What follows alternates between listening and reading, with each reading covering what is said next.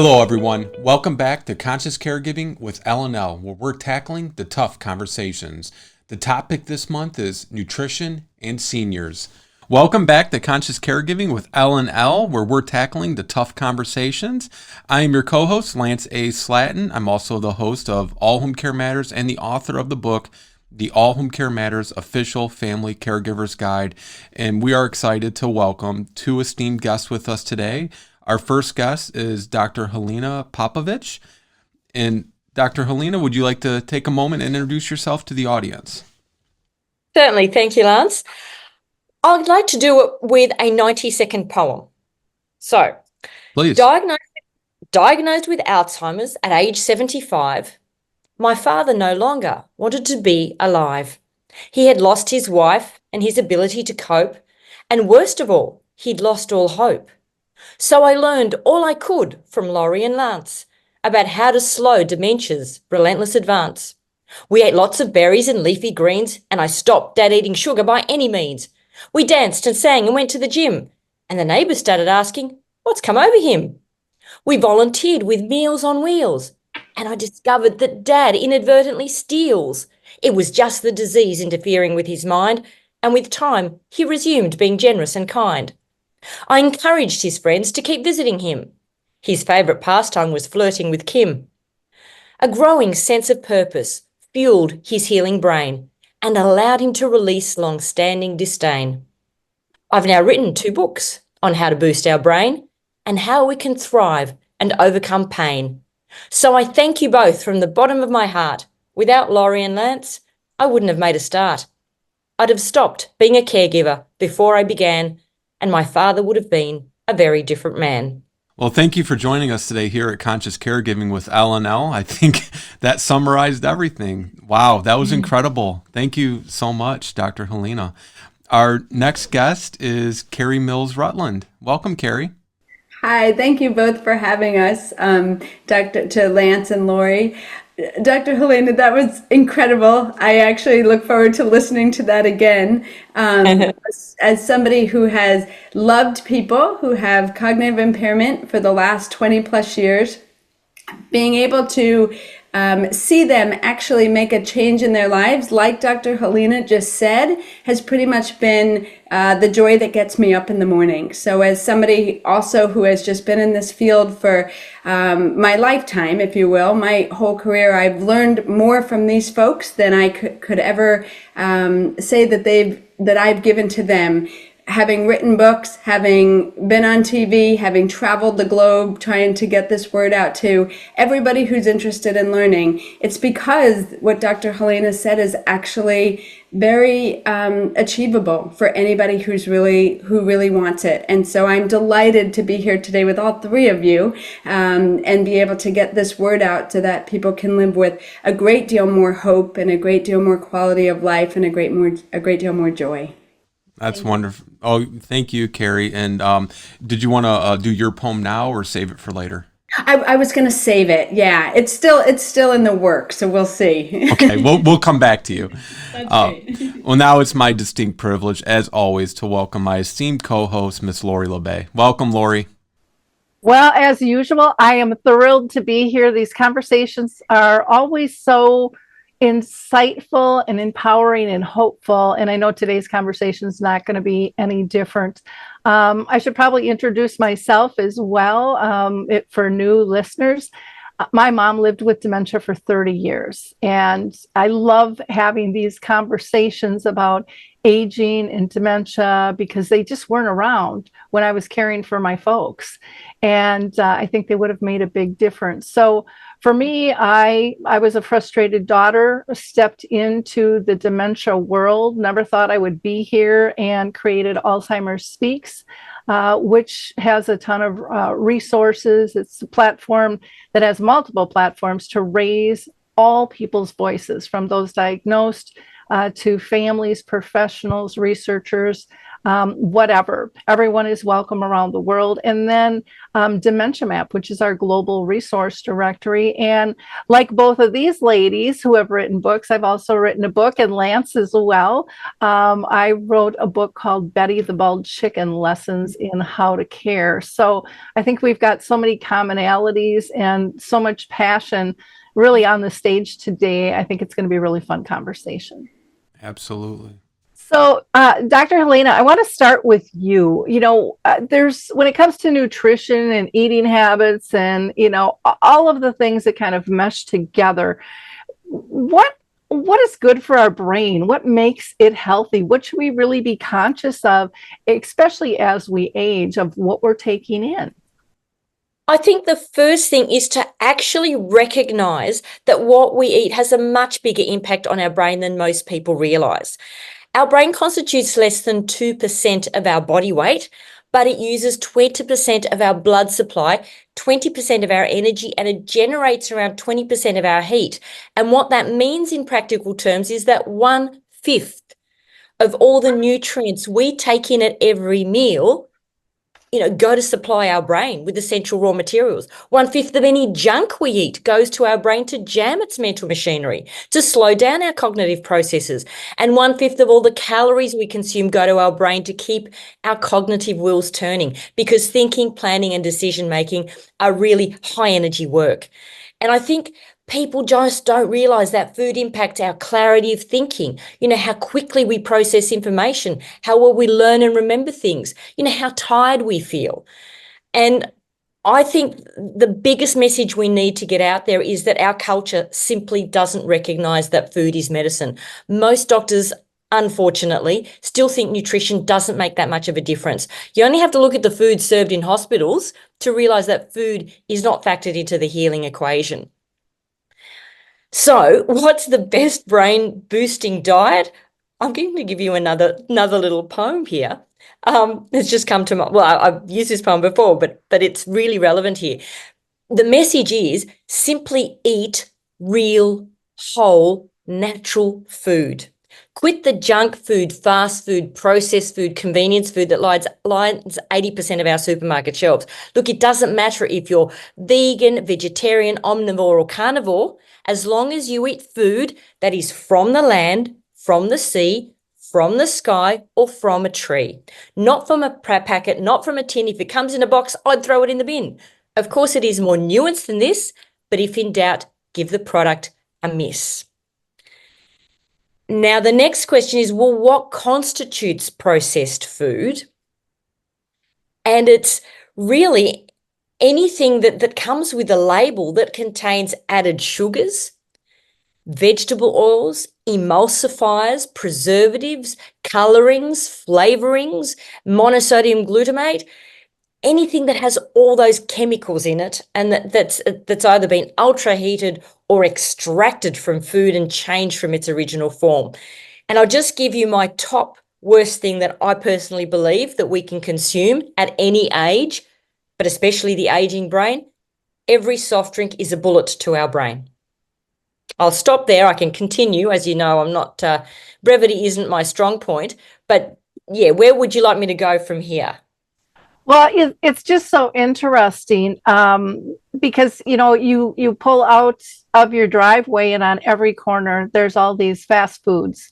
You go to the grocery store and you think it's healthy, but you don't really know, what even pesticides are being used. So my daughter says you could tell by the number on the labels, which I never knew. She's like, Mom, don't use these numbers. I'm like, where are they, on the price tag thing? And she's like, Mom, Google it. It's all out there, but we don't know all of those things. And I know for myself, I look at even like a loaf of bread and I'm like, well, that's lasted way too long.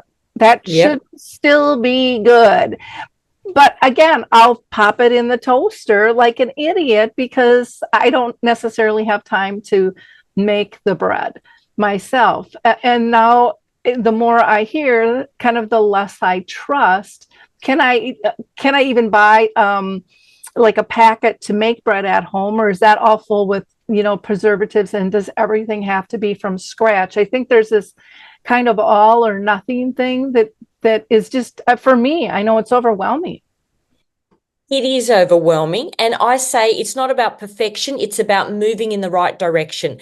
Just chip away at it. Start with the low-hanging fruit. What is easy for you to give up? Could you give up soft drinks? Could you give up cordials? Could you give up, even fruit juices? Because because one thing that is very, very harmful to the brain, and particularly to the brain as it starts to lose its cognitive functions, one of the keys that marks Alzheimer's and a lot of other neurological diseases is that the brain starts to lose its ability to use glucose for fuel as efficiently as it once did. So eating refined carbohydrates, number one, isn't supplying your brain with the energy it needs in the first place. But secondly, the sugar molecule, which is known as sucrose, is made up of two smaller molecules, fructose and glucose. And the fructose molecule actually depletes brain cells of energy when those neurons have to process the fructose. Also, it leads to the buildup of toxic proteins in the brain. It impairs mitochondrial function. It leads to the buildup of uric acid. Fructose actually impairs how our genes operate. And when you feed sugar to rats, they cannot navigate a maze effectively. They behave as though they're drunk. So sugar in its refined form is really, really harmful to our brain. And the problem is, look, I'm not against birthday cake. Eat a birthday cake on your birthday, but don't eat cake every day for morning tea and afternoon tea and then dessert, which is sort of what we're doing. Secondly, it's the sugar that is added to all the foods. Just read the back of the pack and you will see that 80% of food in our supermarket has added sugar. Even things like cottage cheese, salad dressings, savory sauces that you don't expect to have sugar. So I haven't answered your bread question yet. I can say, look, I'm happy to give you a simple bread recipe. I don't have much time either. You can just Google low-carb bread recipes or keto bread recipes and get some really easy things on the web. There's one that just uses linseed flour and water and a couple of cumin seeds. So you can make it very simply. You can, as you can tell from my accent, I'm from Australia. In Australia, you can actually unbelievably buy healthy keto breads. You have to read the labels once again, but you can buy them. Be careful even with your supermarket sourdoughs. Again, I'm talking about our supermarkets. Most sourdoughs that you buy in the supermarket aren't real fermented bread. They have added vinegar to give them the sourdough flavor, and then they can label them sourdough because they taste a bit sour. So you don't have to cook everything from scratch from the get-go. It's just moving in that right direction and saying food doesn't have to be complicated. Meals don't have to be complicated. This is where I start with my patients. Just if they go, well, where do I start with meal planning? Firstly, start with a palm of protein. As we age, we need more protein rather than less to maintain our muscle mass, to maintain our neurotransmitters, our hormones. People think that you should eat less protein. You shouldn't. You should eat more protein with age. But a simple thing is just start with a palm of protein, whether that's a piece of meat, chicken, fish, eggs, tofu, tempeh, nuts, yogurt, plain unflavored yogurt. So start with a palm of protein. That's pretty simple. And you don't have to do anything fancy with your fish or meat. Just grill your fish, grill your chicken, scramble your eggs, boil your eggs. Then add green vegetables, as many different leafy greens. Then add your different colored vegetables. And then don't be afraid of adding healthy fats for flavor. You don't have to cut the fat off your meat. The omega-3s from fish are especially healthy. Olive oil would be right up there with the top oil to use, certainly for salad dressings, even for cooking if it's not too high temperatures. Coconut oil is a good one. Butter is fine. Throw the margarine in the bin. Do not touch vegetable oils because they are both high in omega-6 fatty acids, which are pro-inflammatory, and brain inflammation is one of the big contributors to Alzheimer's. Secondly, when you heat a vegetable oil, it produces byproducts called toxic aldehydes, which are actually carcinogenic. And thirdly, the simple process, the simple making of a vegetable oil, which is actually a seed oil, involves ultra high temperatures, bleaching, solvents, reheating, deodorizing, and it's that chemical process that also makes them toxic. So I hope I've made it a little bit simpler. The palm of protein, the greens, the different colors, and you can just steam your vegetables or quickly stir fry them in olive oil. Add nuts for flavor, for crunch, for texture, for healthy fats. Any nuts are fine, preferably raw and unsalted. And then add some colored vegetables and, as I said, your healthy fats. Okay. I'm going to go back a little ways. You had mentioned there's so many terms that are used, but one of them that gets thrown around a lot that I think people don't understand is refined carbohydrates. Can you define that for people? Okay, carbohydrates are basically all plant foods are carbohydrates. So you've got carbohydrates like spinach, broccoli, cauliflower. They are super healthy carbohydrates. They are complex carbohydrates full of fiber and water. A refined carbohydrate is started as maybe a potato or as wheat, but it's had all the fiber or most of the fiber and the water removed. So refined carbohydrates are things like white flour, white pasta, white rice, hot chips, because they are just the middle of the potato without the peel, and it's deep fried in vegetable oil. Refined carbohydrates are also all your sweet snacks, biscuits, pastries, cakes, sweets, lollies. So yeah, sugary treats, sugar, whether it's white sugar, brown sugar, organic sugar, coconut sugar, anything that's been extracted into a powder or used as a product rather than the whole food is a refined carbohydrate. Does that make sense? Yep. And so sugar, we should just run and hide from. Pop is something, we can easily change. I think there's, we have so many alternatives out there to be able to drink. I want to talk about just briefly, and then we can kind of transition into Carrie, because I know she works a lot with the Mediterranean diet. But what are your thoughts on the Mediterranean diet? And can you kind of just describe what that is? It gets tossed around, that and the Mind diet. Okay. The Mediterranean diet has been the most studied, but actually I think all traditional diets based on whole natural foods supplied by planet Earth rather than the supermarket are healthy. So the characteristic of the Mediterranean diet is they cook at home from scratch and they eat what is fresh and seasonal. And what the other thing is that's important feature of the Mediterranean diet is not only what they eat, which is often from their own garden, from the land, from their neighbors, from the community markets, but it's how they eat. When they eat, they just eat. They aren't multitasking. They aren't sitting in front of the TV or playing with their phone. They eat as a family. They sit together at the table. They celebrate life. They're sharing stories. They're laughing. They're feeling supported. They don't eat takeaway or Uber Eats or fast food.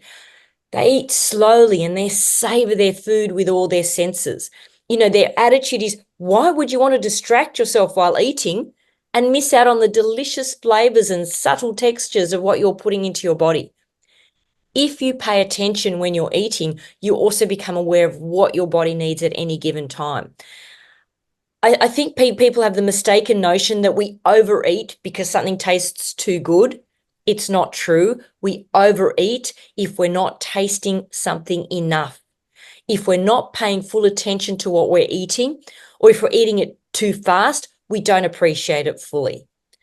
And also the Mediterranean diet, dessert is a special occasion food.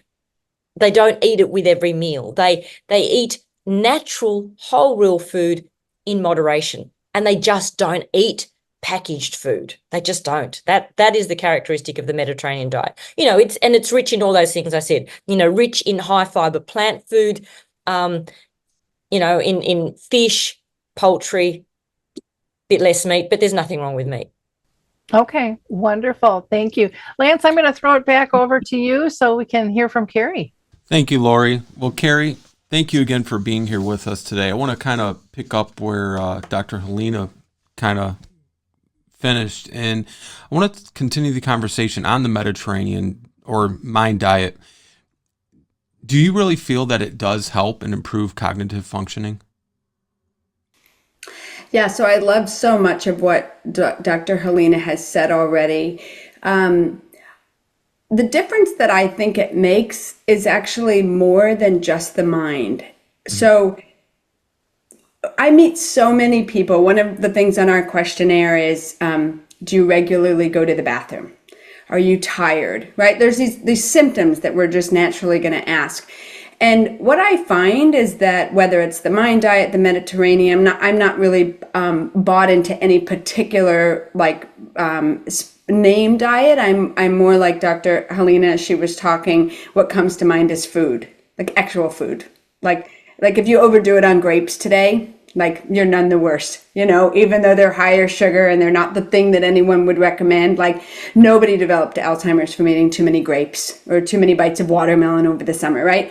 But it's that notion that it's actual food. And the difference actually that I've seen is that it impacts the brain, probably not just from the ways Dr. Helena is talking about, but physically, right? People are regularly going to the bathroom. When people write and they say, I go to the bathroom twice a week, I'm like, whoa. And then they think it's normal. And then they say, oh, well, I dealt with that my whole life.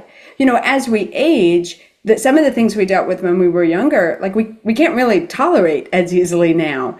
Or add to that, if you already have cognitive impairment, these are the things that start to bring about behaviors, right? If somebody's constipated or, somebody's has a stomach ache, all of these sort of things. And then of course, everybody's on more drugs, more prescriptions, right? And our beloved Aricept, the most known side effect is stomach issues. So I think where the diet really kind of goes full circle is that when people actually eat food, they sleep better. Their bowel system is more regulated. They have more energy. Well, I don't know about you guys, but when those three things are working well for me, I'm cognitively better. So, can I attribute that diet all by itself is the thing that makes the difference? I wouldn't say that I'm an expert in that area because I'm also looking at so many different things. But I think of this one client that we had she was a traveling saleswoman, and Dr. Helena will love this diet she had. It was a Snickers bar and a Pepsi. And usually twice a day because she was on the road, right? So it's not that she ate too much, but what she ate was like the opposite of food, right? Yeah. And so for her, she was dealing with mild cognitive impairment right on the brink of developing Alzheimer's. And as she began her decline, she became really moody. Somebody would say, oh, did you forget to put the dishes in the dishwasher? Me forget to do, all of a sudden it was as though she just got accused of stealing from her neighbor, And what they found was the diet was the first thing that they put into effect. And it was very similar to what Dr. Helena just described. It was real food. It was a high fat diet, not meaning bacon and cheese and burgers, but although there might have been burgers, but just a good quality high fat diet. And as she did that, it was phenomenal to watch because it was the only thing that she changed initially. Not only did her mood start to stabilize, but one day I got an email back from her.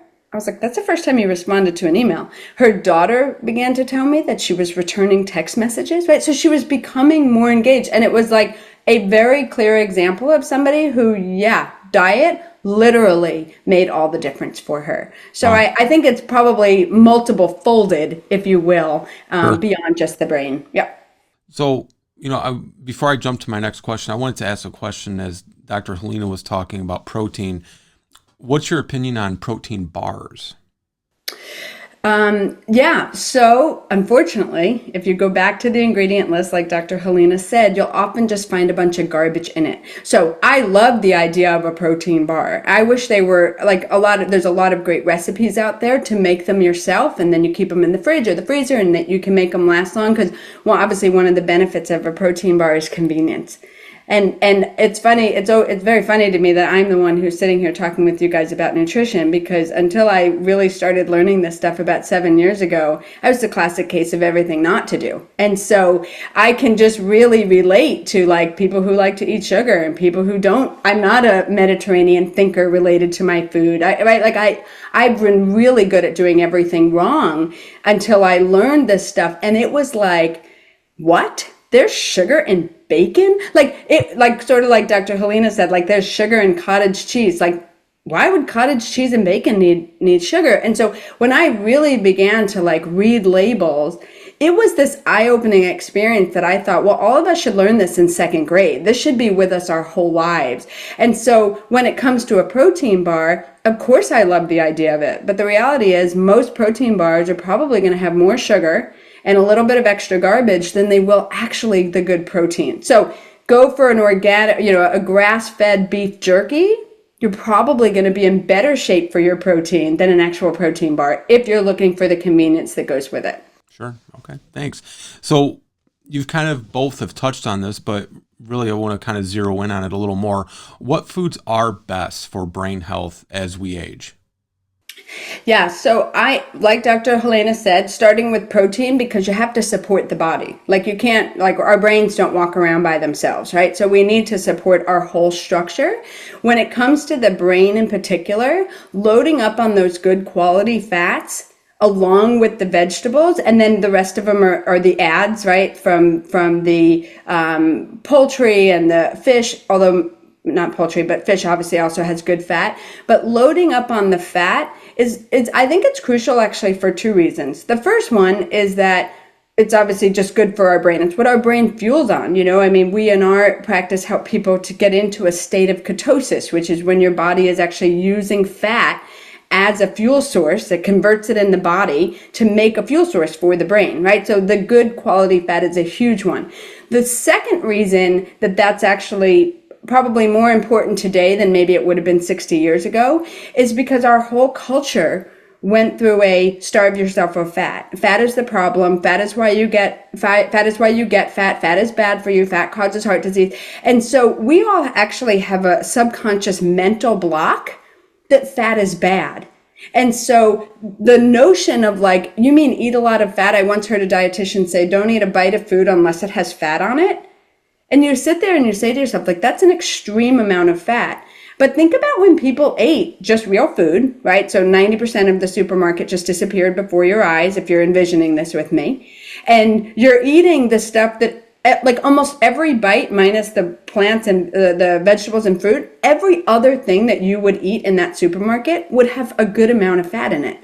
Right? So we don't only need fat for our brains today, but our brains haven't had fat for so long that it's a mental shift that also has to take place. And then our bodies have to adjust. I remember when I first started trying to eat more fat, it was like my little stomach was like, what are you doing in here? Like this is over the top, right? And so as people begin to understand, like, yeah, put a whole avocado in your smoothie and feel free to add another one to your dinner plate. What? Eat 2 avocados a day? That's like kind of crazy. I know, but when I say a lot of fat, like it's hard to imagine that a slab of, a 4 to 6 ounce piece of salmon with the avocado, with a salad that's loaded with nuts and seeds and olive oil, I'm not joking, we might be talking 40 grams of fat. That's a lot of fat to have in one meal. We're just not used to it. But right. Hello, that's how people used to eat, right? That and that wasn't what made people fat. Like we stopped eating fat and we got fatter as a culture. Like red flag, like something just went wrong there. But again, it's like if it's doing that to our bodies, what in the world is it doing to our brains? Which, of course, the evidence is before us. But so anyway, that would be the ingredient, if you will, that I would say, like Dr. Helena said, you start with protein. You can't do this without protein. And then you add the fat. That would be the key ingredient. So again, which foods are those? As Dr. Helena said, it's the olive oil, it's the nuts, it's the seeds, it's the fish. Fish is oftentimes a great source of fat. Absolutely go for the meat. Personally, I'm a lover of bacon, so I love a good quality bacon in many of the foods I would happily eat. Don't be afraid of eating the fat, because it's the ingredient that will be best for the brain. And what about quantity? So somebody might be listening and saying, okay, I just got my free pass to enjoy bacon, and they're having a half a pound of bacon at breakfast every morning. It's moderation, right? It's kind of key. Yeah, kind of key. So, and again, again, you're talking to the one who doesn't moderate well. So I can appreciate that person who's saying, I need the numbers because I also need boundaries.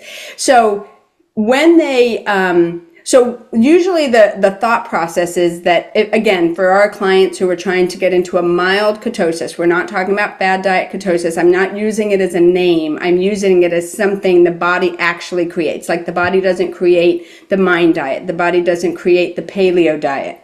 But the body does produce something called ketones, which puts your body in a state of ketosis, right? So in order to do that, the ratio is actually somewhere around, again, depending on the person, around 10% carbs, 10 to 15% protein, which leaves 75 to 80% of fat. That's where your calories would come from. Interesting. I want to talk about fasting too, because, there's some diets out there and different reasons where, people fast for number of reasons, but how does intermittent fasting or time restricted eating affect the brain? Yeah, so it affects it on a number of different levels. Probably the one that, the one that's been more recently discovered, so we're all having a lot of fun with that one, is something called autophagy. And essentially that's like when our brain takes the garbage out. That would be the way to think about it. And so oftentimes this is a process that takes place when we're resting, but we're learning that as people are doing intermittent fasting, that this actually increases our brain's ability, again, to take out the garbage.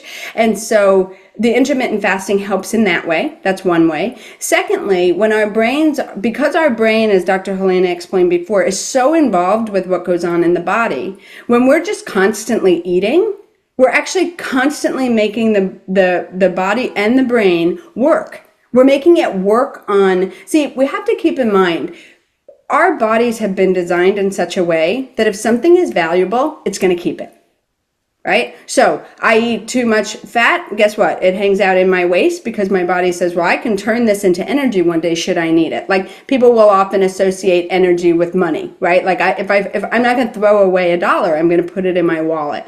So that same thing is true with the body. So when we're just constantly eating, we're actually giving ourselves things that our body could use. It doesn't mean it needs it right now, but it could use it at some point. Therefore, the body is going to have to go through the whole process to break it down, take out what it needs, put it where it can be stored, make sure that there's something that can retrieve it, right? Like that's kind of a lot of work. And so when we do intermittent fasting, and let me just define that for a quick second, it just means a period of time that you're not eating. So like if you're somebody who sleeps 8 hours a night and you don't eat an hour before you go to bed and you don't eat an hour after you wake up, that was just a 10-hour fast. So when we stretch that a little bit to say, let's do a 12-hour fast, what that means is I'm not eating for half of the day at one period of time. Usually people do this over the nighttime. Sure. And so when I'm doing those fasts, that means that my whole brain and body get to go focus on other stuff because they're not busy trying to collect and harvest and store. So the benefits to that obviously are that now the brain has the energy that it needs. It's not working to, put things where it needs to go. And now it can actually focus on things with the proper energy to go off and do brain things, right? High level brain things as opposed to, kind of just what needs to get done in front of me. Yeah. Those are two simple answers. There's a long list of the benefits of intermittent fasting. Real quick before I pass it back over to Lori, two questions. One, what is your opinion on supplements like fish oil? Because, I envision, we live in the Metro Detroit area. There's all sorts of levels of socioeconomic levels and statuses. Not everybody can go get grilled salmon or, whatnot. Are fish oils a good alternative? If they're good quality, then absolutely. Yeah. The notion of supplements, I think, has gotten slightly lost. So when you think of like supplemental income or something like that, you think of extra.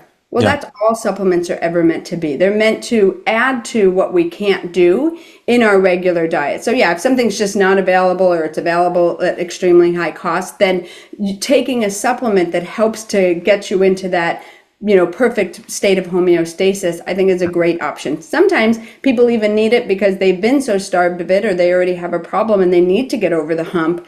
And so sometimes they might be doing all the right things and they need to take supplements to get them to that sweet spot, so to speak. Yeah, I feel like there's a lot of myths and misconceptions around supplements in general. I hear some people say they don't do anything, your body doesn't absorb it, it's a waste of money. Then you hear others say, oh, it's fantastic, it helps me, balance everything else out.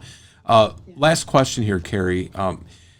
Can eating habits help to manage or prevent brain fog? I think you've kind of touched on that, but I don't know if you want to elaborate more. Well, yeah, for sure. So going back to what Dr. Helena was talking about before, say you're the person, she joked, about having cake with breakfast, lunch, and dinner. But essentially, like if you have a donut and a bagel for breakfast, and then you have like a plate of lasagna with some snack, and then you do something similar, pizza for dinner, you've essentially had like the cake for dinner, breakfast, lunch, and dinner she just described. It may not always look like a sliced piece of cake. And so naturally, as you just fill the, if you will, to her analogy, if you fill the engine and with a whole bunch of stuff that just clogs it up, then yeah, what ends up happening is that you do find that people aren't thinking clearly, they're not thinking straight, they have a hard time finding words, their memory, they don't feel like that things can stick quickly in their memory. And so it can absolutely lead to very reversible. I'd like to clarify the difference between brain fog and an actual diagnosis. Yeah, changing up your diet can make that change every single day. We have a lady, she's 38. Again, the only piece she could start with was the diet. She got herself into mild ketosis. Literally, her brain fog has been cut in half, if not more. Obviously, if she's 38, there's a bigger problem at hand. I agree with that. But I'm just using that example that she did start with the diet, and it made a difference for her immediately. Well, Carrie, thank you so much, and to both of you for being here. And I know we're going to continue the conversation, and I'm going to toss it back over to Lori. I just learned so much from both of you. My head is just spinning, with different things. Dr. Helena, I want to ask you a question really quickly, because part of my mind is and I think in the US especially, we're just so fast paced and we're always looking for shortcuts. So, I'm hearing from you and Carrie both that, okay, protein is just critical. And it's like, okay, so if I go to the deli, I don't have to make the food, but then you hear there's preservatives and all of that. There's just not a label that's handed to you when you get it. Is that correct in that? I would be careful of the nitrites and nitrates added to some preserved, processed meats like prosciutto and bacon and salami. You just ask your butcher, does this have nitrites, nitrates? But if you have a good butcher, put it this way, I still think those things are better. A little bit of processed meat is better for you than just sugar and refined carbohydrates. But it's about just learning. It's an ongoing learning activity. Just keep asking your food suppliers, how do you make this? What is in this? And choose the one with the least additives and preservatives. Okay. But look, I agree with everything. Everything that Kerry has said. We're just so aligned in the way we think. Can I just add a little bit to what she said in that conversation? Lance, you were asking about, yes, but, I could overeat fat and, there's got to be some self-regulation. Well, protein is very satiating and fat is very satiating. So if you find that you cut out the processed food, you'll actually find that you don't need to count calories. You don't need to measure. Your body will naturally say, I've had enough, if you're paying attention when you eat. Now, if you're sitting in front of the TV, then you're going to miss the cues from your stomach. There is a Japanese saying, hara hachibu, which means eat until you are 80% full, because in 20 minutes, you'll be 100% full. So pay attention as you're getting fuller. And when you feel you're about 80%, that is the time to stop. But if you're eating real whole food, high fiber, if you like your carbohydrates, and if you're eating adequate protein and fat, you will self-regulate. You won't overeat. You can't overeat protein. It is a really satiating food. So that's the first comment there. Secondly, I've got an acronym that I teach my patients to remember. I don't like to single out specific foods and say they're particularly good for the brain, but people like it. So I give them the acronym BRAINS, okay? B stands for broccoli and blueberries. R stands for rucola, which is, rocket, the green leafy, and radishes. A stands for anchovies and avocado. I stands for iodine, which is seafood, seaweed, a lot of fish products, iodized salt. N stands for nuts with nothing added. So don't buy them coated in caramel or roasted, because they're going to have stuff added to them. And S stands for sardines and wild salmon. It's just a cute little acronym that reminds people of some of the better brain foods. And can I just add to the fasting conversation? The other wonderful thing about fasting is that it switches off our insulin production and allows our body, our liver, to make ketones, which then fuel the brain. And you need a minimum of 12 hours between dinner and breakfast for most people. 13, 14 would be better, to start to produce ketones. And if you are a healthy aging adult, I still recommend low, protein first, fat second, carbohydrates third, a low carbohydrate diet. But if you have been diagnosed with mild cognitive impairment or with Alzheimer's, then I couldn't recommend a ketogenic diet enough. And you can get plenty of information, just, ketogenic diet. There's look up Kerry and what she's doing. There's plenty of information about how to get started with a ketogenic diet, because there've been, studies in hospital with hospitalized Alzheimer's patients.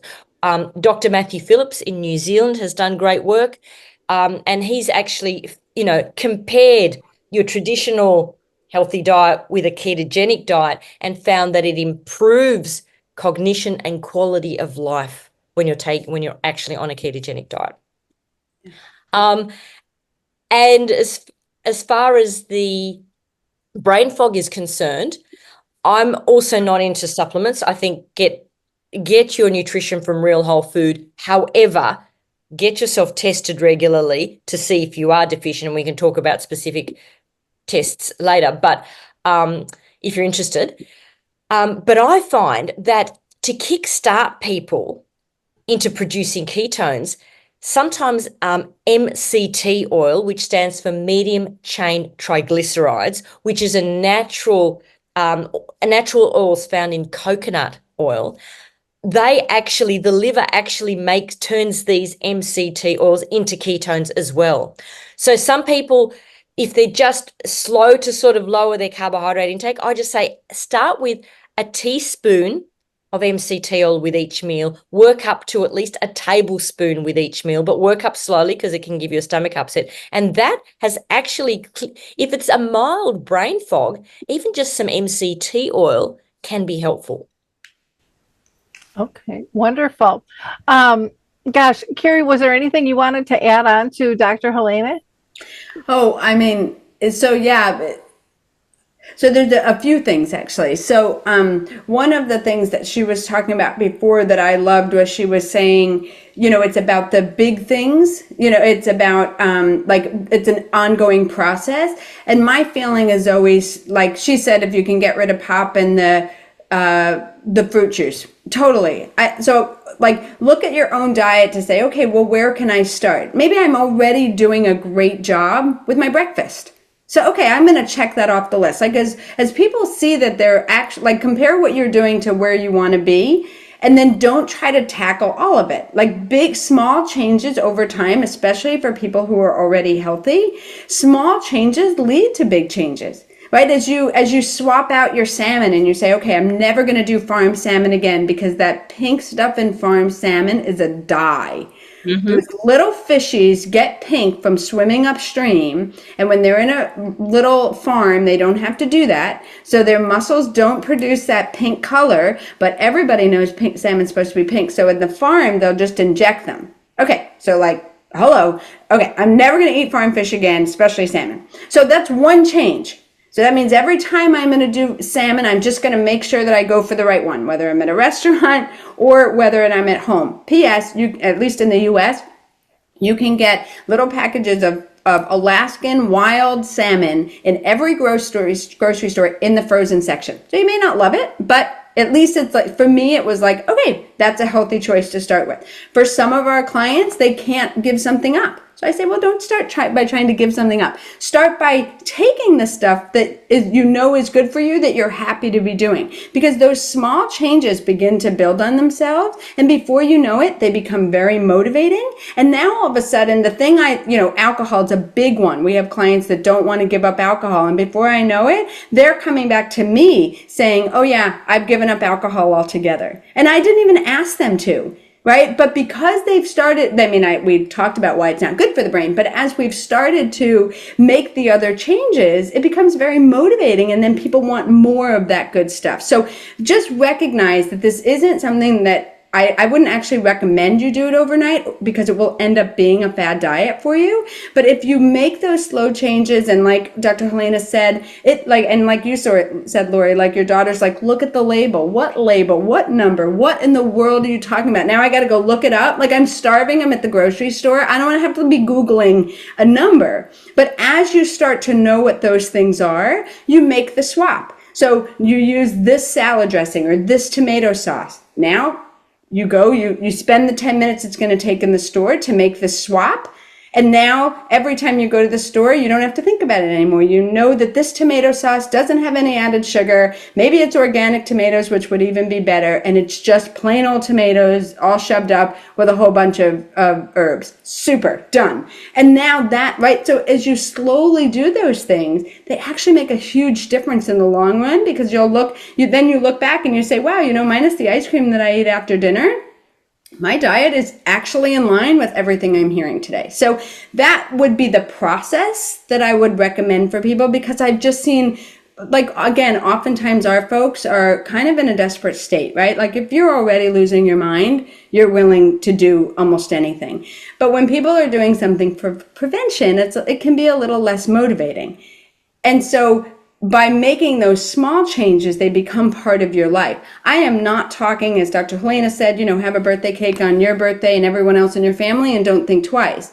But it's when, it's that pattern that you're doing every day at your home. So if you eat out once a week, don't worry about it. But what are you doing those other, lunches and dinners and breakfasts and snacks that will make that difference over time? So that would be the process of how, which is often where people are like, well, how do I get from point A to point B? So I think that would be the main thing I would just add to what she's saying. Yeah, I like that, you both are saying, take it slow, don't beat yourself up, because you're going to kill the process. And that's not going to be any good. And as I'm listening to both of you, I'm thinking, and this was stated earlier, I can't remember by who, that we should be teaching this in school earlier, even with the, give up the pop. I just think of, with the kids, the dentist will say the first thing is they got to get off the pop. They're getting the cavities, and then there's, as we age now, we're hearing so much tied into bacteria in the mouth that can be a culprit for memory issues and dementia and things. And we're hearing more and more about that. And it's just all those small little things that make such a huge, huge difference in our lives. And I think having open conversations with our friends and family of what we're doing and why we're doing it too. And I know it can be difficult because it's complicated, but we can also probably learn some things from our friends and family who are doing the same things. I think of when I was in real estate, and like one time we had this gathering, I did a presentation, and people were shocked that their neighbors and their friends came to this presentation. They were like, oh, they're thinking about moving too. No one talked about it. Everybody was kind of in their own thing. And then afterwards, everybody was talking about it. So when we can have these open conversations and learn from one another, I think it really helps. And then you don't feel like you're alone, because that loneliness factor at any age can stifle us, and can take a turn. Lance, was there anything you wanted to ask? I know we could probably be here all week, talking about this, but I wanted to just talk, quick question regarding, access to food. The United States, I think, is the exception to the rest of the world, where, you go to a McDonald's in, China, or, name your country, and the sizes are so much smaller. Why in the US do we offer, bigger and more, options and portions than the rest of the world? What's the reason behind that? And I know some of it's economic, and, it's maybe our status as, world power and all this other stuff, but I would just feel like that the economic and the health costs associated with, just overfeeding people and making portions and things bigger and better. I mean, I don't know if any of you have ever seen these videos, but I almost get sick to my stomach. There'll be like a reel on social media, or, a man ate a 12-pound hamburger to get a free t-shirt, So I would love your guys' input on that. Like, doesn't it really start with our access to our food options outside of our refrigerator and grocery store? Because let's be real, not every family can, go and buy, Alaskan salmon and all these other things to provide for a family of 4 or 5 or whatever it is, because of the cost, when they can take their family to a McDonald's and get Happy Meals and Big Mac meals, and they're getting that bad calorie intake and everything else. Why is it that in the US, with all of our advancement in healthcare and resources, something so simple, yet it's kind of like ignored? Yeah. Would you like to go first, Dr. Helena? Okay. Just my observations. I think there's a couple of things I want to address. The first one I think I'll address, so I don't forget, is that I think it's a misconception that eating unhealthy is cheaper than eating healthy. And the reason being, if you eat healthy, you will need less food. You will not need snacks. You will need 2, maybe 3 meals a day. If you start your day with, 3 eggs, some avocado, some stir-fried spinach and mushrooms, that'll keep you going way longer than if you have some sugary breakfast cereal or some muesli bar or some muffin or a bagel. Mm. Within an hour, you're going to be hungry again. So eating real whole food that you cook and prepare at home from real ingredients, you will be less hungry. You will need less snacks. Drinking soft drinks doesn't satiate you. It's just more and more calories. So if you switch to, just real whole food, you will actually need less. And so and also your healthcare costs will go down and your productivity will go up. And so there is so many other compensating factors when you choose to eat healthy. But the reason I think that you're served such large portions is because junk food is really, really cheap to make, and there's a lot of competition, and you've got multi-billion-dollar megalithic corporations selling toxins as treats. So they have to try to make them as exciting and playful and interesting and big as possible so that you feel you're getting your money's worth. And yeah, it's their way of just competing with real whole food, I think. Yeah. Yeah, for sure. I think also part of it, being an American, like you're talking about, Lance, we have the mindset that there is an American mindset that we can have anything as long as we work for it. So, people go to the gym. Oh, I go to the gym so that I can eat, right? This is our wiring in our culture. So that's a part of it. And then I think the other thing is we are an open economy, so people are forever coming out with new things. Like I find it overwhelming. Like when I had to find a new salad dressing, and it was like, wow, there's 100 choices in front of me. Like it won't take me 10 minutes. It's going to take me an hour, and then I have to remember them, and I have to line them up on the floor and not get knocked over by a shopping cart. That's a real picture if you're trying to find a new one and read them all, right? Because we have so many options. But then to Dr. Helena's point, we also have to differentiate, right? We love to be different as Americans. So, I can have the exact same ingredients minus one thing different, but I can make my whole cover look better or look different, or I can focus on that. It's funny to me when you go buy a packaged dried apricot, and on it will say GF, gluten-free, because that's our fad diet, right, that we're going through. Who in the world thought there was gluten in an apricot? Nobody. But now we can market it, right? So part of it is very much our mindset. And then the other component is it is a misconception. And I think that, people like Dr. Helena was saying, big companies that have done a good job. This isn't just one particular company. This is all the way back now to the FDA. This is a systemic. I'm not going political, but I'm saying from a even perspective of, you look at the original, good healthy plate from the 80s, the 90s, 2000, 2010, it has changed over time. It used to be drink your milk and have your bread, and now it's it's a glass of water and a glass of orange juice instead of the milk, right? So, there's a lot going on behind the scenes. What I would say, though, to the person who says, listen, I don't care about any of that. I'm on a budget. I'm on Social Security. I'm on a fixed income. How do I do this? The reality is the garbage does cost more. A loaf of bread these days can cost, what, $5? And yes, it may last over the course of a week, but you're probably actually becoming frail.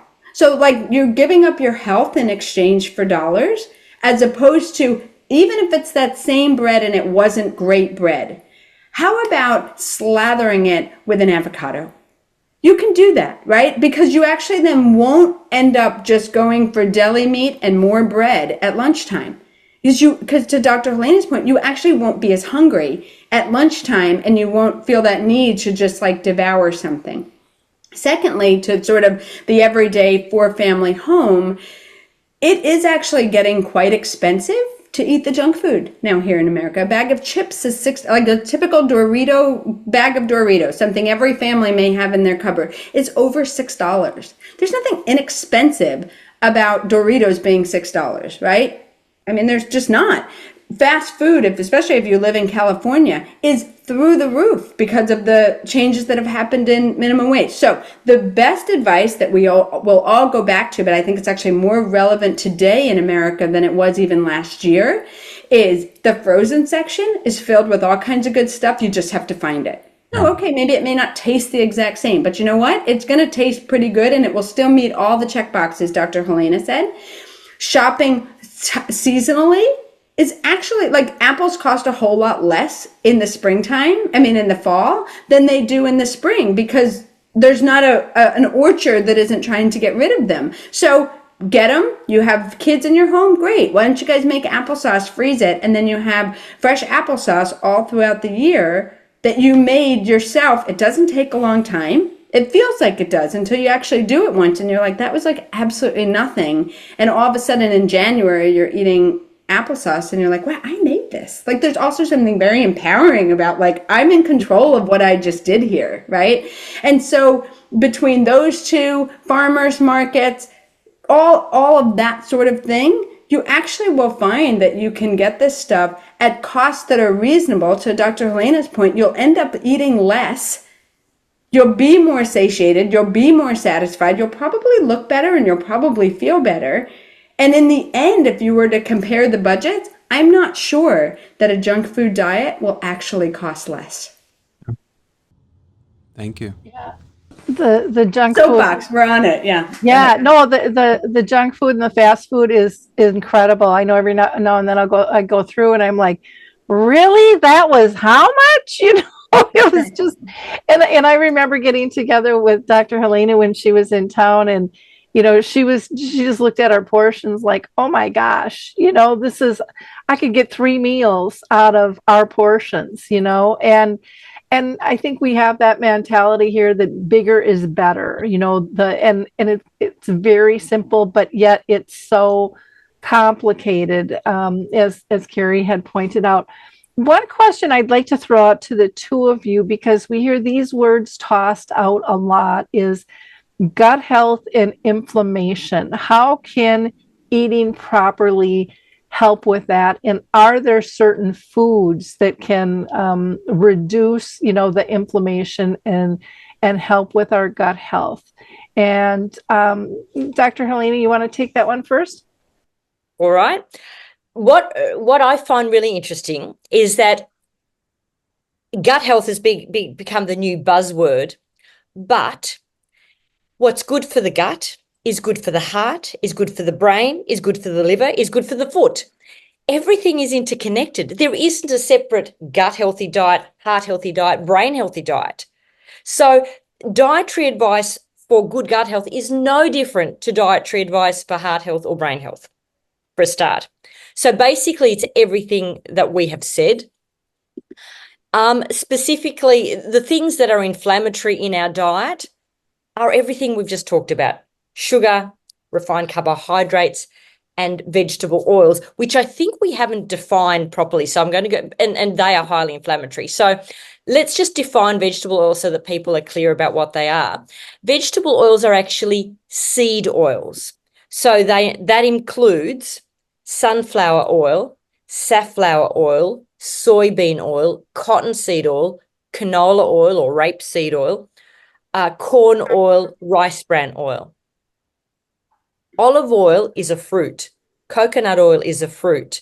Avocado oil is a fruit. So they're not vegetable or seed oils. So it's the ones I listed. Sesame oil is an exception because although it is a seed, it isn't processed with solvents and deodorizers and bleachers and ultra heat like the other seed oils are. And sesame oil also has anti-inflammatory and antioxidant components. Don't cook with sesame oil. I add sesame oil for flavor at the end of cooking. You just, a few drops at the end if you want the flavor.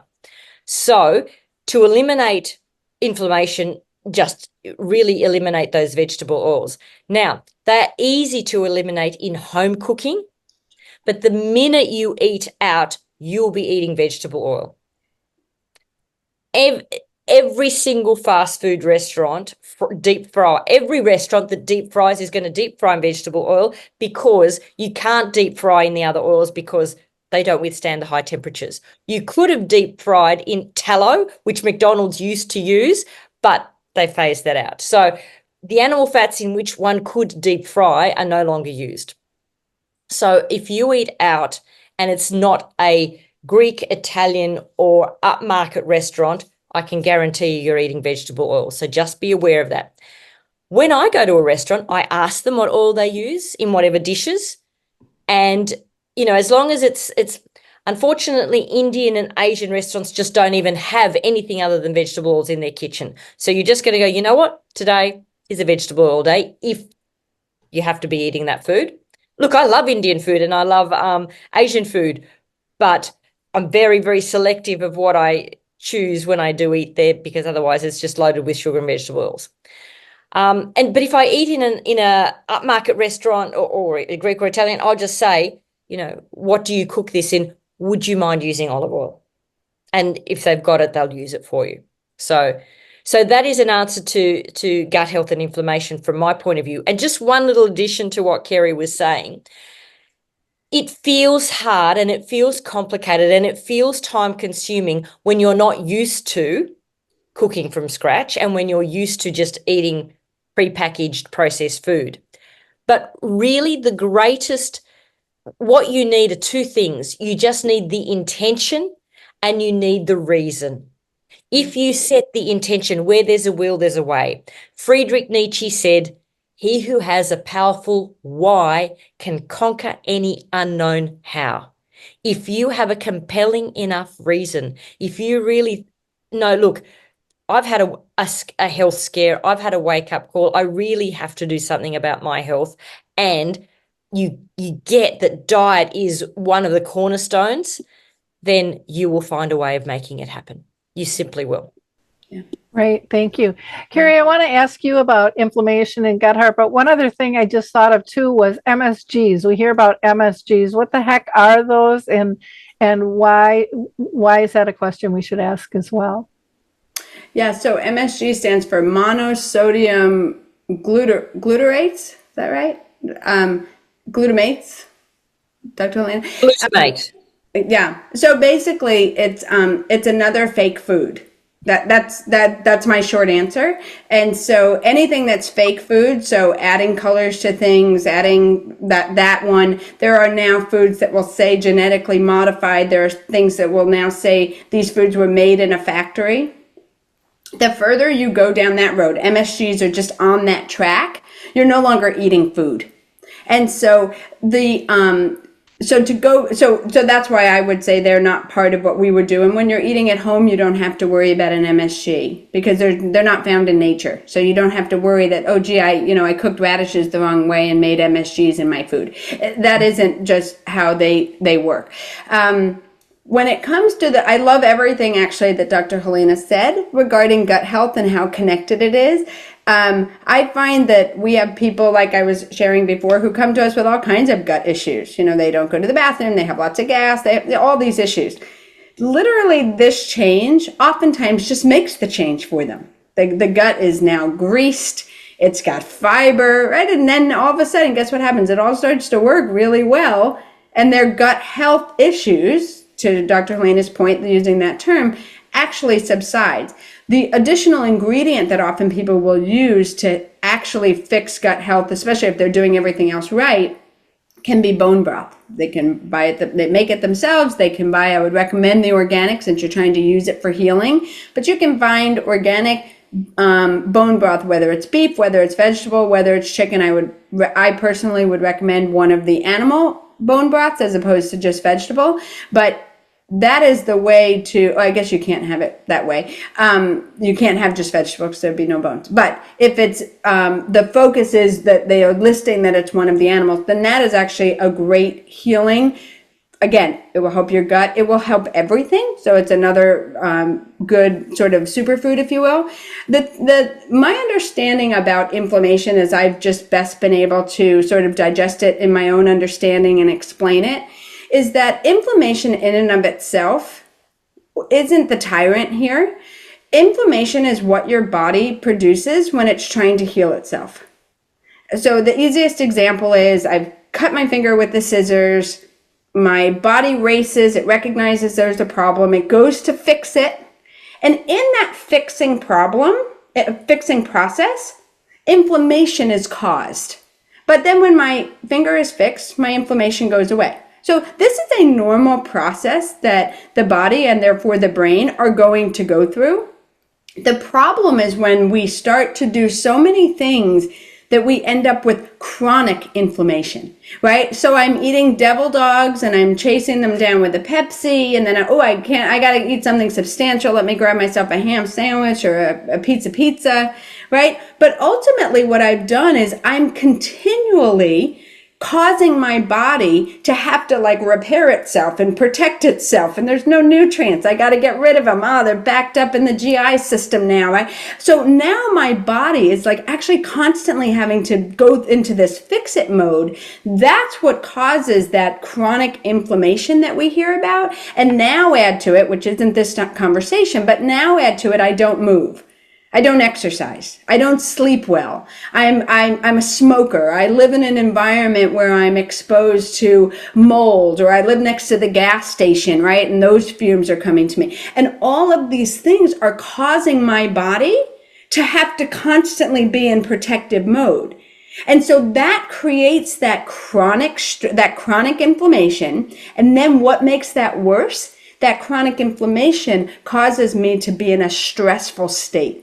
So now I've gone from this inflammation to this fight or flight mode at all times because my body is busy trying to fight off everything that's happening. And these are the things then that lead to these chronic illnesses that we know of, and Alzheimer's disease and Parkinson's disease. Well, how about diabetes? How about high blood pressure? There's a list of chronic conditions that when you start, and I like what you said, Dr. Helena, about when there's a will, there's a way. When you make that change, and diet's a big one because we do it like multiple times a day. Like if I can make myself get out and go to the gym, check, it's done. Maybe I'll be, more active that day. Maybe I won't, but at least that's finished. Like food can be so difficult if this is your mindset because it comes up a couple of times a day, which is also why when you start and you focus on that, and you all of a sudden are sleeping better, and all of a sudden you feel like going for a walk because you have the energy, right? It can cause that, it can kind of be a catalyst. So the notion that inflammation is the enemy is actually the byproduct of whatever, that's not the enemy. That's actually what's trying to fix us. And so when you do an anti-inflammatory diet, what you're essentially doing is causing your body not to need to react because you've given it nutrition instead of something harmful. Wonderful. Thank you. I know I'm filled with questions. Lance, do you have some other questions you'd like to ask? Just really one that I've been thinking about too, because we deal with so many senior care issues and age-related matters. If somebody has gone their whole life having these poor diets and poor choices, is it too late to change that and turn it around and make a positive difference? Absolutely. Can I jump in? Because I did it with my dad. Yeah. Absolutely. It's never too late to make a positive difference. I'm constantly just astounded at the healing capacity of the human body. I have had patients in their mid-70s. Dad was in his late 70s, early 80s, turn their diet around, slowly. Well, let me just tell you what I did with him. He lived on lemonade.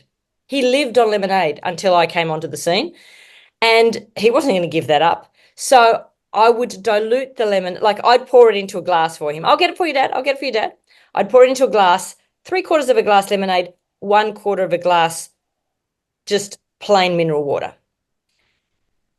And when he got used to that, I diluted a little bit more and diluted a little bit more and diluted it a little bit. Look, it took me a couple of months, but he ended up drinking mineral water and didn't notice the difference in the end. Now, okay, the dementia might have helped him forget that he was once addicted to lemonade, but he wouldn't, like if I'd have done it, because I tried to do it like cold turkey and it wouldn't work. So I did it slowly.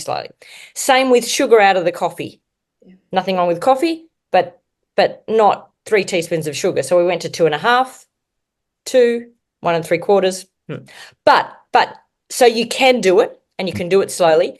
But the results with patients in their mid-70s, I'd also recommend a book by Dr.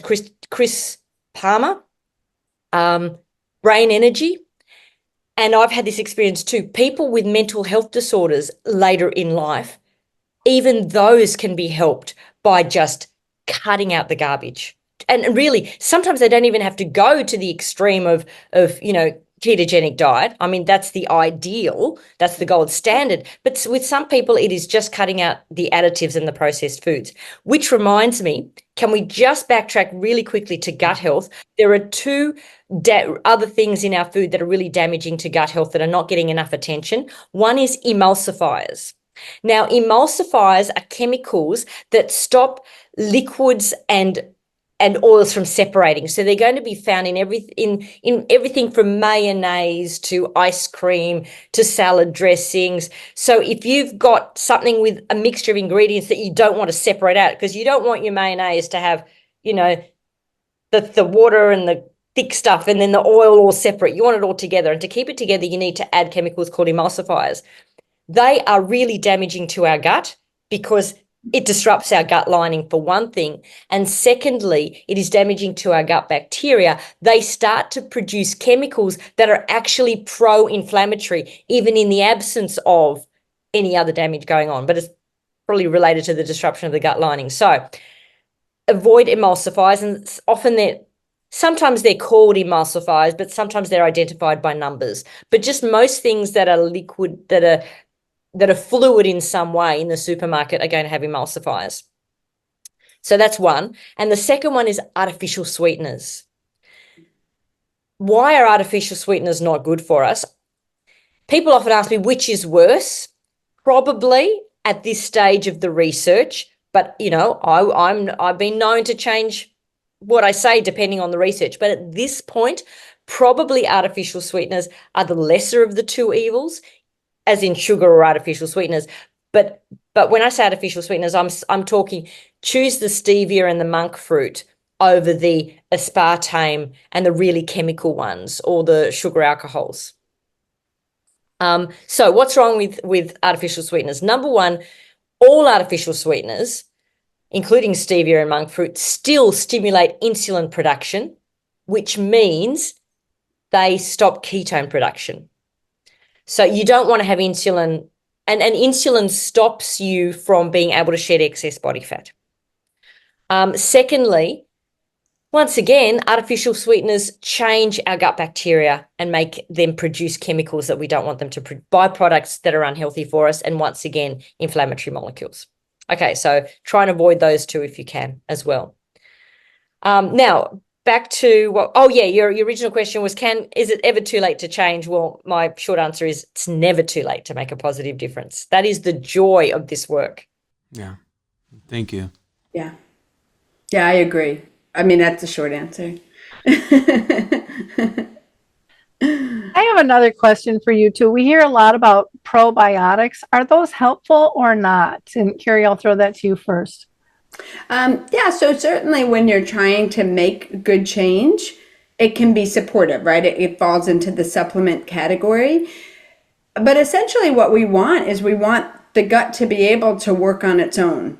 And so if you're eating the right foods and you're eating the things that are good for your gut, you should have a lot less need for a probiotic.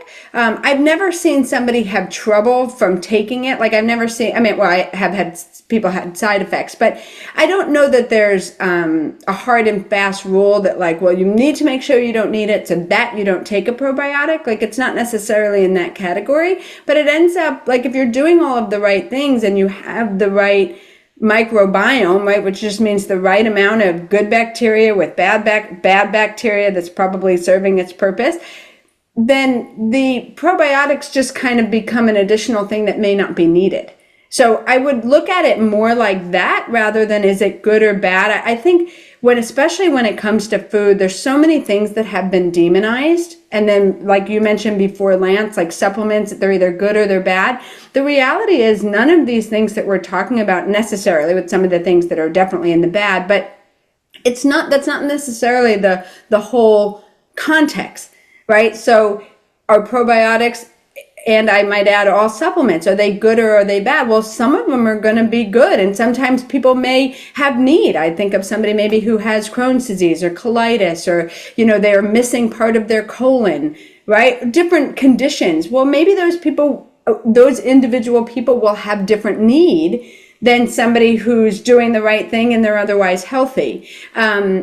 I would say that for us, we actually start almost everybody on probiotics because we're trying to make a change. So we need all the help that we can get. Again, we are trying to stop the progression of a neurodegenerative disease. So it's sort of, we're in a little bit of an extreme class. We're not working with the average 70-year-old who's just doing a really good job trying to take care of themselves and make a tweak here or there.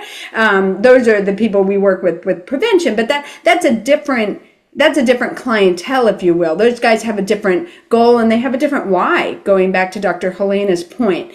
So that's what I would say in general. And if I'll just take the same opportunity to say the same thing about all supplements. One of the things that I often, one of my favorite things about doing the Bredesen protocol, which is the brain health program that we use, is that so much of this is actually measurable. And so I'm not suggesting that you need to go find, a doctor that's going to order thousands of dollars worth of testing. I'm not suggesting that. But at the same time, sometimes the basic test will actually give you the information to know, like, am I just nutrient deficient? Am I having an absorption problem? One of the most amazing things I've learned in this last year, I'm sure Dr. Helena knows it quite well, but is that if you have your appendix taken, your gallbladder taken out, you actually will have a harder time breaking down fat. And so you have all these people who are trying to get into, clients, trying to get into ketosis. They don't have a gallbladder. And then we look at their stool test and all their fat is in their poop. Like, what a waste, right? Like, so just those little things. And so those guys end up on a digestive enzyme that helps to do the work that the appendix would have been doing had it been there. And so these sort of things, like, this is where testing can actually support this bigger picture. And so again, I'm not suggesting that anyone should just go out and get, $3,000 worth of testing, but at the same time, don't be afraid of what that testing might show, because maybe, say you've had a bad gut. We'll go back to that example. For most of your life, well, maybe it is worth a stool test. Maybe there is a good stool test that will just really give you some insight to what's going on. And maybe that will end up being the thing that will be helpful. Or maybe you end up doing just a basic nutrients and vitamins blood test or urine test, or those would be the two that would give you an idea of like how your body is doing with this. Well, then super, that might be just the information that you need. When you're healthy, you generally will need less of those kind of tests. When you're already sick, we need to be able to zero in on what are the real things that are driving this for you, because we need to be able to focus there best, right? So I think as we take a step back and we say probiotics and supplements and testing, if we could not look at it in a narrow view, but we sort of take that step back and put it in context, and what's the goal? What are we trying to work toward? It allows us to not have a hard and fast opinion, but more of like, sort of like this forum here, more that conversation. And so that would be where that's kind of my thinking as it relates to probiotics and the rest of those things. Great, thank you. Dr. Helena, do you want to add anything on the probiotics and the testing? Yes, probably a definition, just to make sure that listeners know what probiotics are. Probiotics are simply foods or supplements that contain live bacteria that are believed to have a beneficial effect on the body. So my attitude is just eat real food that is a probiotic, which is all your fermented food. Every culture in the world has its own fermented food. If you're in Korea, it's kimchi. If you're in Europe, it's sauerkraut, yogurt, kefir. So any fermented food. And again, buy it from the either do it. Sauerkraut is actually very easy to make. You can just Google a sauerkraut recipe yourself. Don't buy it at the supermarket because they often kill off the bacteria, or they just use vinegar or acid and it's not really fermented. But so my approach to probiotics is just eat the real food yet again, and that's your best bet. There's one word of caution with probiotics. People have a tendency after antibiotics to take probiotics. That is actually the wrong advice, because the studies have found, this is an interesting study. They gave people antibiotics, and one group were told, do nothing, just let your own body take its own course. One group were given probiotics, and the other group had stool sample taken before the antibiotics, and after they had the antibiotics, their own stool was given back to them. So a fecal microbial transplant, poo transplant if you like. And what they found was that the people that took the probiotics recovered their own gut bacteria the slowest. The people who did nothing were in the middle, and the people who had their own poo reinserted recovered the most quickly. And that's because if you have antibiotics, that does wipe out a lot of your good gut bacteria. If you then add probiotics that weren't there in the first place, they are getting in the way of your own good gut bacteria replenishing. Does that make sense? Mm-hmm. Yeah, it does. I thought I've that never heard of I was going to say, I've never heard of a poo replacement before. Oh, there's clinics real. It's not real. many, but there are clinics in Australia that are doing FMT, fecal microbial transplantation. I Okay. call them transfusion, but that's just my word for it. Oh, geez. We actually And had a it treats gut disorders, in irritable bowel syndrome, inflammatory bowel conditions. It's being tested in arthritis, type 2 diabetes, obesity. If you do the experiments on rats, if you transplant the feces from a thin rat into an obese rat, the obese rat will lose weight, and vice versa, the thin rat will put on weight. Yeah. Yeah. Interesting. We actually Yes. had a gentleman, he was 99 and he was just having diarrhea all the time. And so think about this. Imagine being a poop donor. Like there's that, right? Because you need something to transplant. He couldn't use his own and he ended up taking it in capsule form. I mean, you just sit there and you say this isn't humanly possible. It got rid of his diarrhea. Yeah. So Wow. Yeah. Wow. Very interesting. again, it's not, I don't think people are signing up for it. Like there won't be a line down the road, but for when it's needed, it's a pretty neat option. I have another question for you gals. I think, in Dr. Helena, you had mentioned when you go out to eat, you ask questions. And I think a lot of people are really uncomfortable in terms of asking questions at the restaurant. Any words of wisdom for them in terms of how to feel comfortable with that? And Carrie, I'll let you go first. Yeah, we have so many clients who have to go through that because, again, many older adults do eat out, right? They're empty nesters, maybe they're widowed, and so they don't want to be cooking. So eating out is kind of a big one for them. And so so one of the things that is they sort of recognize there's a whole lot of people these days who have allergies and sensitivities. So restaurants are actually used to people asking questions. So that's the first one, just like you're actually not as alone as you think you are. The second one is that sort of like Helena was asking, again, a lot of people will end up going to similar like the same restaurant frequently. So once you've made the question once, like you already know the answer. So you don't have to go every single time. If you find that the answers aren't what you want, one of the things I'll often recommend to people is to bring their own salad dressing. That's a big one where you're going to find the garbage that Dr. Helena was talking about. That's very easy to bring with you. It is so much more common than you think that it is, having absolutely nothing to do with brain health. And then the last one, if people are uncomfortable doing it in person, is people can always call ahead and they can get their questions answered when they are a little bit more anonymous. Okay, great. Thank you. Dr. Helena, anything you'd like to add? No, I think that was 100% what I would have said. Okay, great. I don't know if you want to go down this path, but I would like to mention just a couple of things that as we age, we may need to supplement. Would you like me to chat about just a couple of things? Sure. Well, firstly, vitamin B12.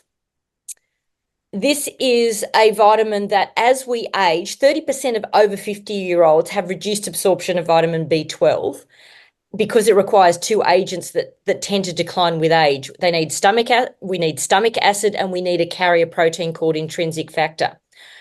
And number one, alcohol and antacids reduce B12 absorption. And the reason this is important is if cells don't get enough B12, they're not able to break down an amino acid called homocysteine, which is toxic to neurons.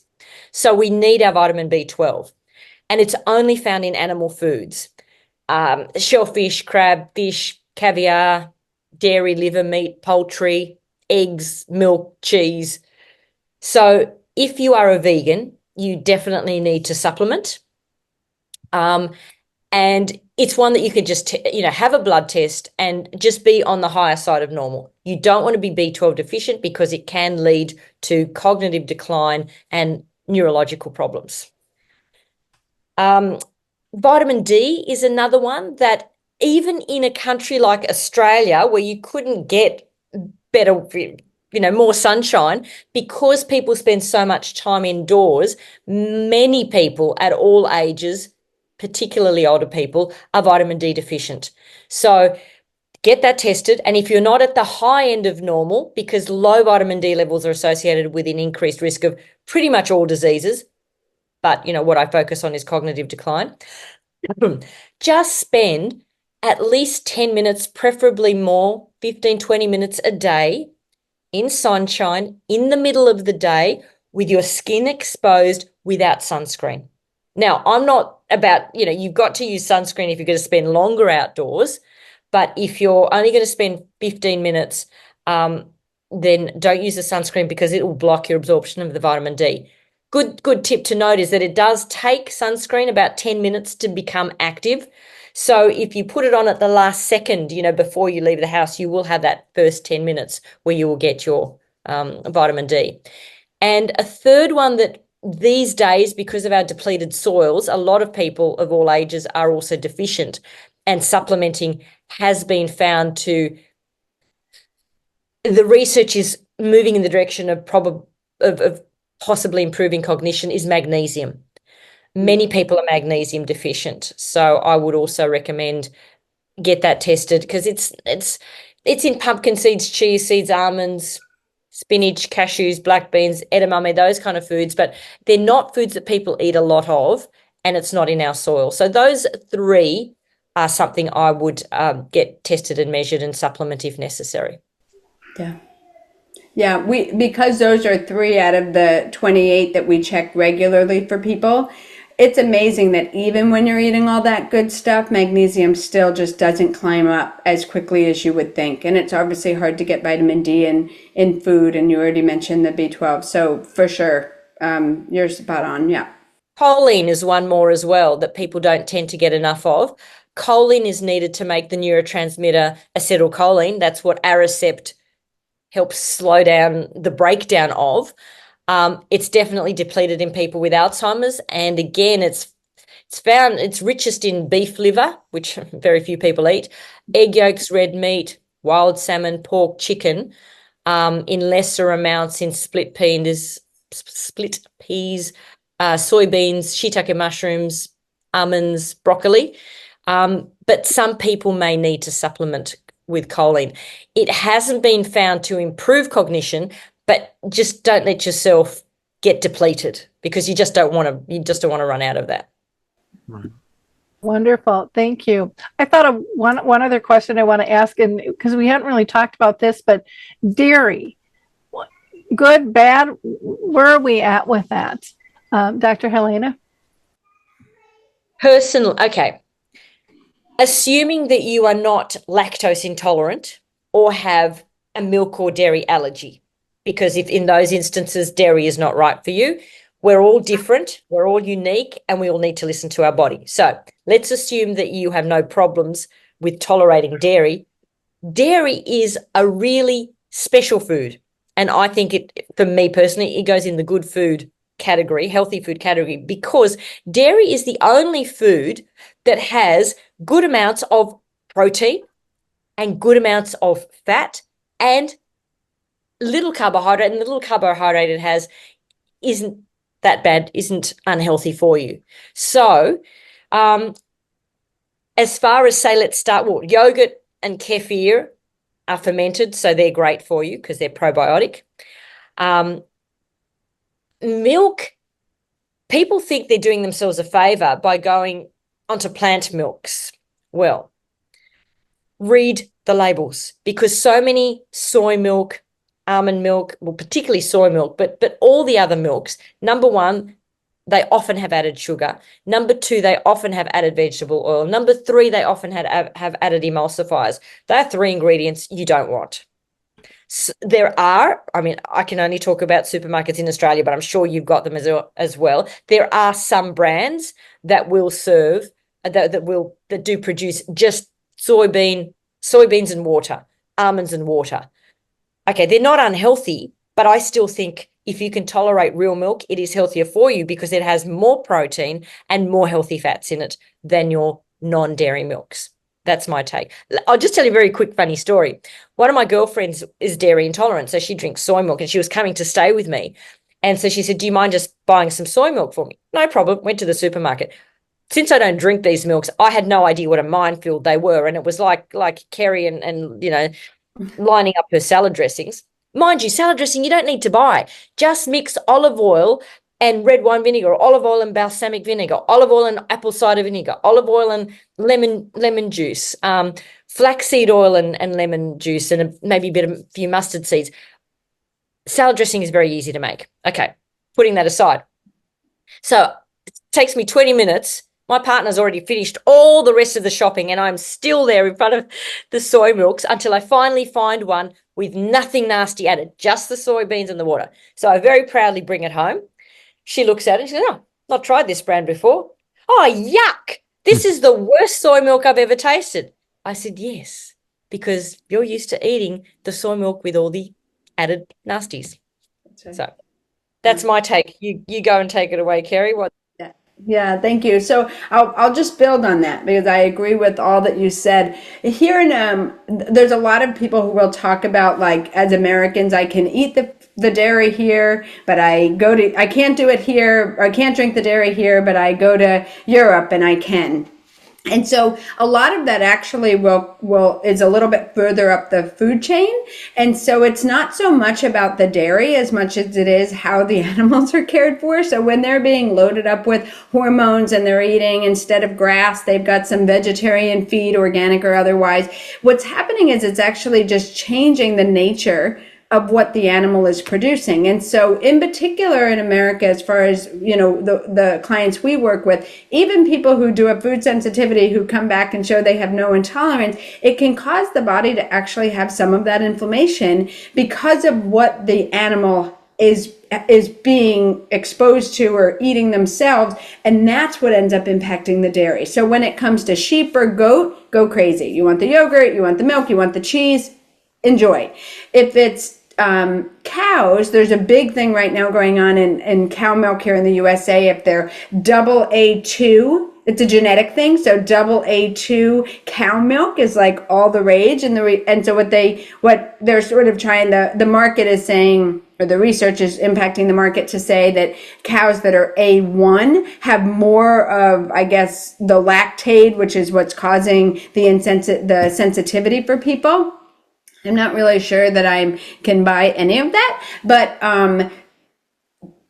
the reality is that grass-fed butter is going to be the way better butter for you than the one that doesn't tell you that, because it's probably not true. Similar to like the cows that I'm going to eat, I want to eat cows that have lived a good quality life, right? Not the ones that are all jacked up on hormones and antibiotics and they're eating just whatever the farmer gives them, because that's not good quality meat. So naturally, those same animals are not going to produce the right milk and therefore dairy products. So that's where we would come from it. Generally, we have people avoid dairy, specifically cow dairy, for a period of time as we're trying to get them back to health, giving them freedom to enjoy the sheep dairy because everything, and the goat dairy, because everything that Helena said is true. I mean, the satisfying, and I guess one thing I would add to that is avoid 1%, 2%, avoid the dairies that have ripped all the fat out of it, because that actually was where a great deal of the nutrition was coming from.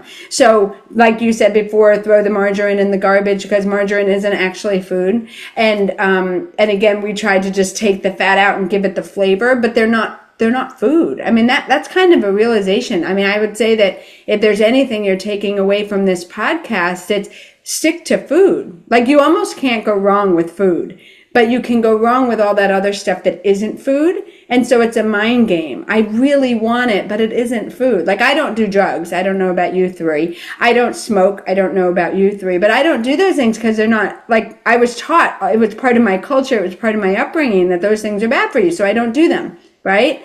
Well, I wish one day we will teach people that the garbage you're putting into your body to eat is actually in that same category. So it's a mindset. And so anyway, that was a little short dovetail, but that would be the thought process on dairy. Wonderful. Thank you. Gosh, I've learned so much. I guess I shouldn't be getting my 1% and skim milk, and I'm thinking I'm doing myself a favor. I know, it's so wrong, isn't it? I know. Oh gosh, Lance, you want to wrap us up? I'm gonna be going to lunch here soon, and I will have to look at the menu a little closer. I just want to thank you both, Carrie, Dr. Helena, and of course always Lori, just for adding your voices in this really important topic that I think really applies and is applicable no matter who or what you are and what age you're at, as you guys clearly defined for us. But I wanted to close with asking two things. One, can you both share your contact information and where you'd like people to go to learn more? And of course, that will also be in the show notes as well. But then also close out the episode, each of you giving your number one tip. If you had one message and you only had that opportunity to share that one thing with somebody, what would that message or tip be? And I'd like to start with you first, Dr. Helena. Oh, there's so many, but my top tip would be aware that every meal is an opportunity to heal. That awareness is the critical first step, that food really matters, and that you may encounter resistance because other people don't want to feel bad about their own food choices or that they need to change because you're changing, but just stick to your guns. And junk food is not food, it's junk. Yeah. And where would you like people to go to learn more about you? Yeah. Okay. drhelenapopovic.com, my website. And then that gives you the choice of, you could go to Adventure Prevents Dementia or Winning at Slimming, because I've written my dementia books, and they are all about all the different things that you can do to boost your brain to prevent dementia. And it's also about the two different books. One is more about the caring journey. That book is In Search of My Father, Dementia is No Match for a Daughter's Determination. So that's your entry level. Where do I start caring for someone? How do I start caring for someone? What do they most need from me? And what are some simple things I can do to look after my brain? And then the really deep dive Bible of brain health is Can Adventure Prevent Dementia? A Guide to Outwitting Alzheimer's. Covers everything we've talked about today in the food section, but it also covers exercise and the importance of relationships and music and art and mental pursuits, the whole lot. And my third book is Neuroslimming, Let Your Brain Change Your Body. And this is more about how do I stop that sugar craving? That book doesn't teach you so much what to eat as it focuses on why and how we eat. Are you a binge eater, an emotional eater, a stress eater, a comfort eater, or just feel addicted to junk food? That book is for you, because it's about shedding excess body fat if you need to without dieting or deprivation. It's about healing your relationship with your body. It's about feeding your spirit, not starving your body. Thank you, drhelenapopovic.com is the start. Thank you, Dr. Helena. Carrie, we'll start with you first, your poem, and then your one tip, and where you want people to go to reach out. The poem, you'll have to come to our website. We'll post it next week. I'll work on that with my 3-year-old. I'm sure we'll come up with something great. I think my one takeaway would actually be, don't be stressed about this. It was such a learning journey for me. As I would learn things and then try to apply them, there were moments it was overwhelming, but it was actually also exciting because I knew that I was learning something that impacted me every day. And it was sort of like, does everyone else know this? Am I the only one who doesn't know this? And then when I realized nobody else knew it, it was like, oh guys, we have an evangelical message we need to share. This will actually change your life. And so that's why I would say don't stress. One meal doesn't ruin anything. It doesn't. So even if you're stressed and then you go get the wrong meal, it still doesn't ruin anything. Because like Dr. Helena said, each meal is an opportunity to get started right. So I think that would be it. Don't let your mind get in the way of something that will just make such a huge positive change for you. Wonderful. As far as where to contact me, our website is called Age Well Simply, and it dovetails perfectly with this podcast. The notion behind that is that if each day you make small choices and you live well, it will amount to big changes that will help you to age well. And so Age Well Simply is the name of our company. You can email us at info@agewellsimply.com. We have a cognitive kickstart program, which includes the labs that we touched on today, as well as some others, including some genetics. And then it's really about having access to get the answers so that you can take action. And it's sort of the starting point for most people. For dementia coaching and just living well, like Dr. Helena was talking about, my book, I Care, is all about that. It's been out for about 10 years now, and it continues just to bring people, the 3 words we say are easy to read, hopeful, and helpful. So just sort of caregivers often are stressed and they don't have a lot of time, and this book is about not needing a lot of time. So anyway, you can find all of that at our website, agewellsimply.com. Well, thank you, Carrie. Thank you, Dr. Helena. Lori, always good to see you. I have my poem. I know I am not a poet, so I won't do it. Always great conversations. We're trying to help support families as they're tackling these tough conversations. And until next month, this is Conscious Caregiving with L&L. Thank you so much. Thank you. Thank you very much. Hi, everyone. Thank you. Thank you for joining us here at Conscious Caregiving with L&L, where we're tackling the tough conversations. We look forward to seeing you again here next month.